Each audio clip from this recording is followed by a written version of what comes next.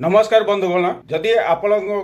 motor गाड़ी बा car रे मोटा अंकर चालान पड़ी ताहले आपण पई आश्वस्ति खबर मु आनी दउची आउ किछि दिन तले आपण मान पई मु सूचना मते देइतिली लोकल अदालत माध्यम रे आपण टंका अधारे करि परिबे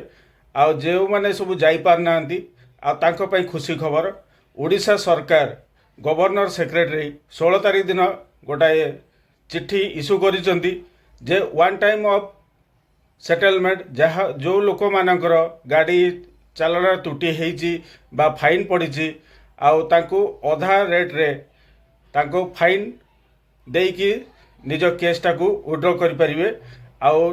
निज गाड़ी रे थिबा सब चालान को से काटी पारिबे आ तुरंत एई सुविधाटा को ओडिशा सरकारंकर लाभ उठेगी आउ आपण मानको गाड़ी को निरापद रखंतु आ तापाई आउ आपण माने निकटस्थ